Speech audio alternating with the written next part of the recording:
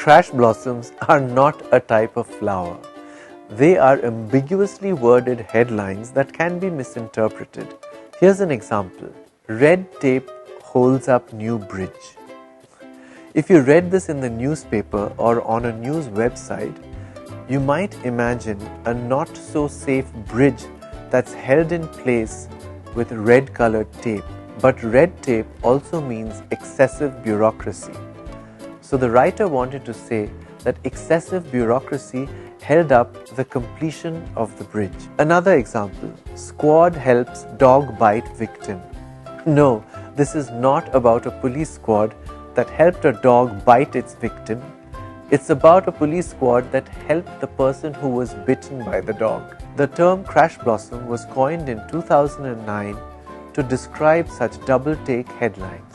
Appropriately, the term comes from one such headline in a newspaper called Japan Today. Violinist linked to JAL crash blossoms. The article was about Diana Yukawa, whose father had died in a 1985 Japan Airlines air crash. She had blossomed into an excellent violinist. But the headline seems to be about a violinist who's linked to something called a crash blossom. Mike O'Connell, an American editor based in Japan, saw this headline and brought it up in the Testy Copy Editors online discussion forum. Dan Bloom, another Testy editor on this forum, suggested that headlines like this, which accidentally lead you astray, be called crash blossoms. And so a new term was born. How appropriate that a man called Bloom invented a term with the word blossom in it. It is in their effort to keep headlines as short as possible and so doing away with less important or smaller words that writers end up creating crash blossoms.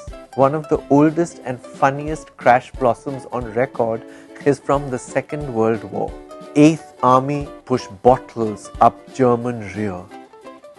I was perplexed by this headline. Did the 8th Army shove bottles up the rear ends of German soldiers? I agree that that would be a bizarre yet effective way of immobilizing them. But it turns out that the 8th Army push meant the attack of the 8th Army, which successfully bottled up the German rear or successfully choked off supply lines to German rear positions. So it all makes sense if you read push as a noun and bottles as a verb. By the way, the 8th Army was a formation of the British Army during the Second World War that included Indian soldiers. Stolen painting found by tree. No, this is not about a supernatural tree that is capable of hunting down stolen painting. Here, by means next to. The stolen painting was found next to a tree. Girl found alive in France murders car. She must have been an extraordinary girl if she could murder a car.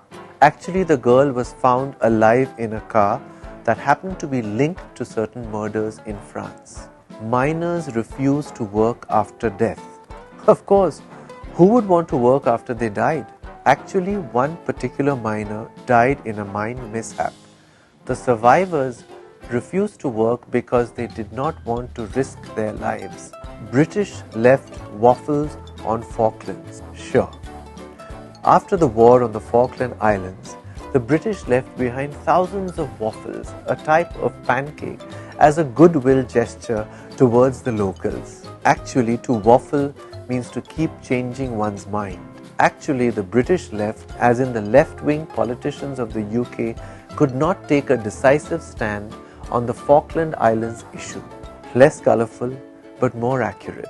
Include your children when baking cookies. Sure, mix the kids in the batter and throw them in the oven. Just kidding.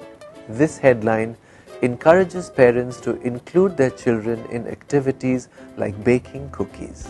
Complaints about referees growing ugly. Referees are supposed to be fair, but now you want them to be handsome too?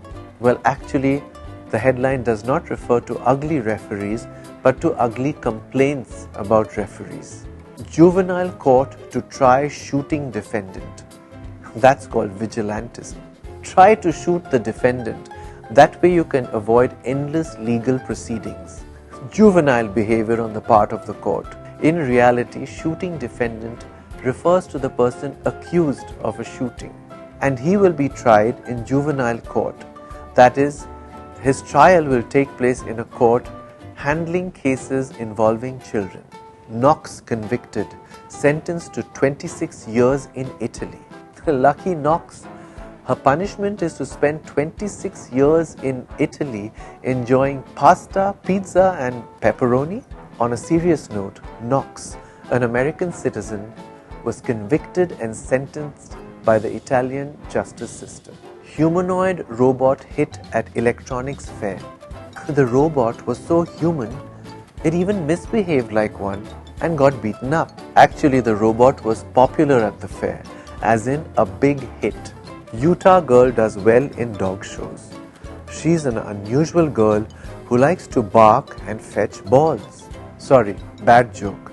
Actually, the girl's dog is doing well at the shows.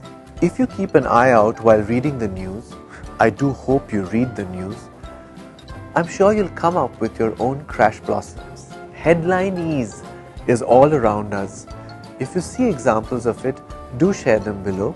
Meanwhile, I'll end with this crash blossom quote from the American comedian Groucho Marx.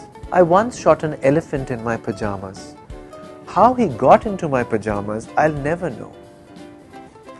I'm the English Nut, and it's bye for now.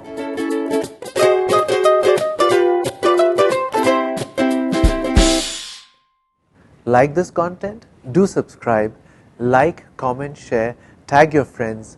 From one English nut to another, thank you.